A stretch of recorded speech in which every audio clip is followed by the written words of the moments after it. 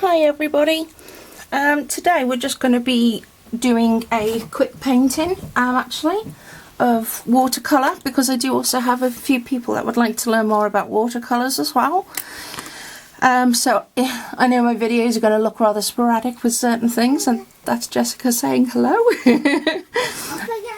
Off you go, okay. Now I forgot what I was saying. Thanks, Jess. But I'm kind of just doing what people are asking me to do at the moment. So we're starting with watercolours. So we've got 2 jars of water, some very beautiful watercolours. I'm doing pastels because it's my preference, I guess. Now what I tend to do with these pastels is they need a good soaking. So I'll show you actually.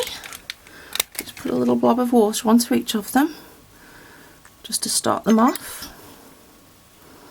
Now you can use them straight out of the pan. Some do, some don't.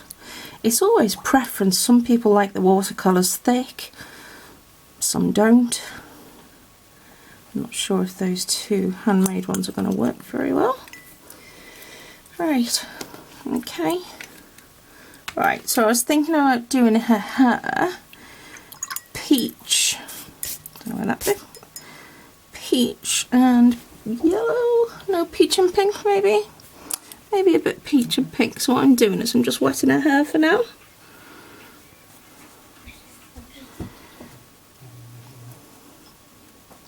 Making sure that the water, you need to get just a thin, so you can see that it's, that the paper's wet, but you don't want it too wet, because then you'll end up with pools of colour. And I've just made it too wet. Oh dear. And I'm very clumsy with my painting, as you'll notice. A lot of the water's gone way outside of the lines.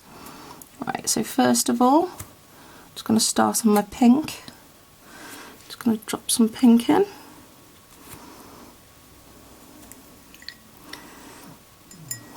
Should we do a more contrasting colour? Let's do that yellow. It's not pastel yellow, this one, but it's still very beautiful.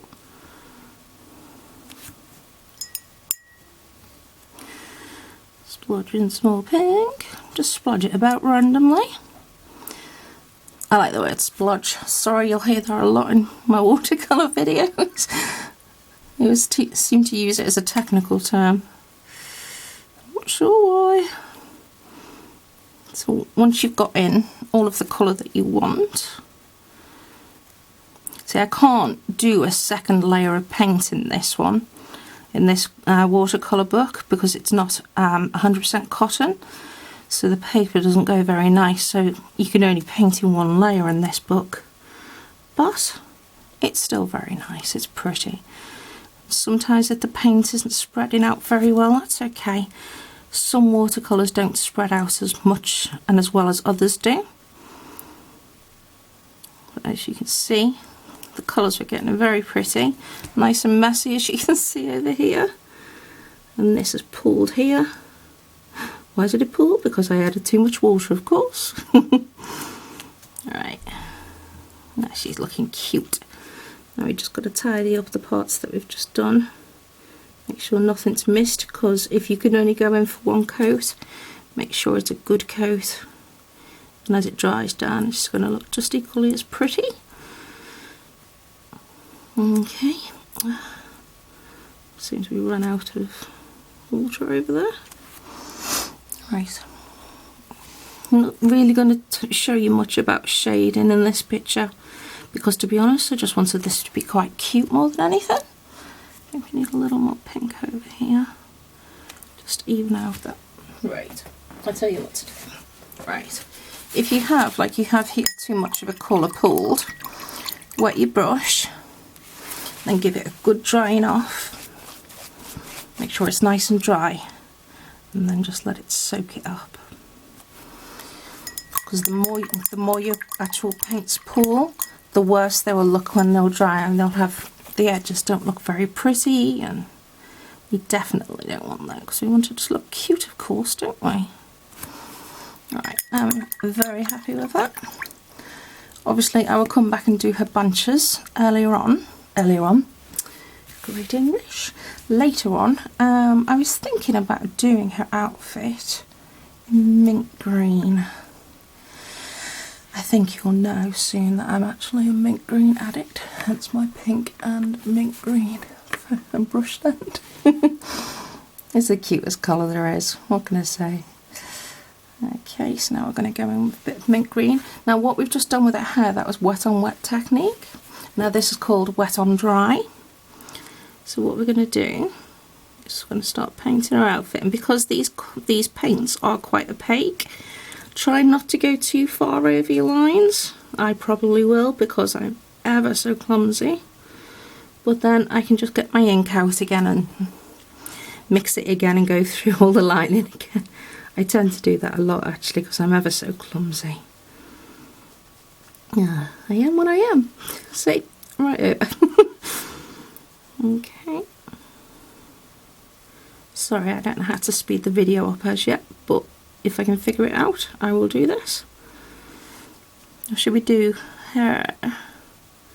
I just wanted to make sure that I'm actually just showing you the different techniques, to be honest.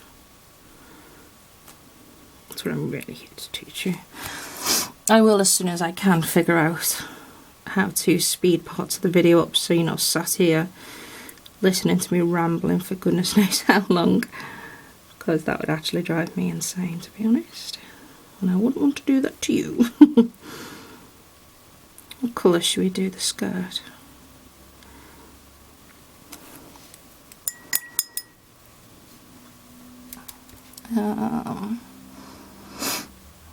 I might actually do the skirt just peach actually, or lilac.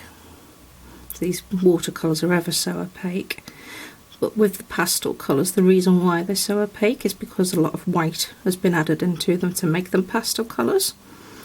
A lot of the time, to be honest, I like to just water down my watercolours so that they appear more watercolour on the page anyway. I will give you a little example of that in a moment. Because the more you water down your watercolours, the lighter they'll get in colour anyway. Right, I'll just give you a quick example of that because it's just going to sound like I'm talking gibberish otherwise. Close it properly. Right, these aren't pastel colours, but I watered down the colours enough so you could see. This is Jonathan Davis from the band Korn in a chibi version. I did tag them on Instagram, but obviously Jonathan Davis hates me because they didn't even like it. Moving on. It's not my fault. He was my idol and he obviously despises me. It's not my fault. I wanted to draw a cute picture of somebody that I adore because he's amazing. Could be worse. I could have done Marilyn Manson. Can't make him look cute. Right. I think we should do lilac. It's a crime not to, right? But make sure when you're doing your colours, be very, very careful not to catch the other colours, otherwise the colour will bleed in. Again, we're just doing wet on wet.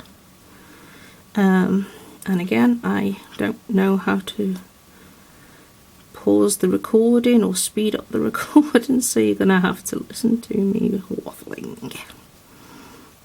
When it comes to skin colours, you can mix your colours if you wish to. Honestly, I'm never that bothered because obviously, as you can see, I'm so white. Skin colours don't actually matter to me. But honestly, you can mix them whatever way you want. I think some people will do it yellow, orange, and then sometimes they'll try to mute it by putting in some light blue, and it's all just about mixing. If you want me to do a video on that, because if you change the variations of the primary colours, you will get different tones. But if you ever want me to do a video like that for you, do just let me know. I'm trying to think of what other technique that I can actually show you whilst we're here, because there are an awful lot of techniques that I can show you that would be interesting for you all to learn, and I'm just completely covering everything up as usual. So guess who's going to have to go back inking after this? The purple in these watercolours, when it dries, it does dry a lot darker. Sorry, it's not purple, it's lilac. It dries down a lot darker and looks quite chalky, whereas the other pastels are quite nice. But these colours do tend to work better when you're doing wet on wet. As you can see, the hair's drying down very beautifully, and these are just as opaque as if you were using gouache or acrylic paints. I don't know why I'm trying to be neat. You always make such a mess even when I try to be neat. So if you want me to do a video on mixing skin tones with watercolours, just let me know. I'm more than happy to do so. If you want me to do a video on all the different techniques and all of the little, the different, what are they called? Oh, can't have words. No, different techniques that you can do with watercolour to give them different effects. That's the word, effects, that you can get from watercolours. Like you can add salt to them, you can put cling film on them and make a really cool effect. You can even add alcohol to the watercolours and it makes them bloom. It's incredible. There's so many things that I can show you with watercolours. I think I'm going to finish this video here because I don't think you actually need to know anything more really. I've only shown you so far the wet on wet technique and the wet on dry technique, and you're just going to be listening to me waffling for a very long time otherwise, so I shall leave you all be. And if you want to see, pop over to my Instagram and you'll see the finished painting. It's just Emma Shepherd. Alright, love you. Bye bye my darlings, bye bye.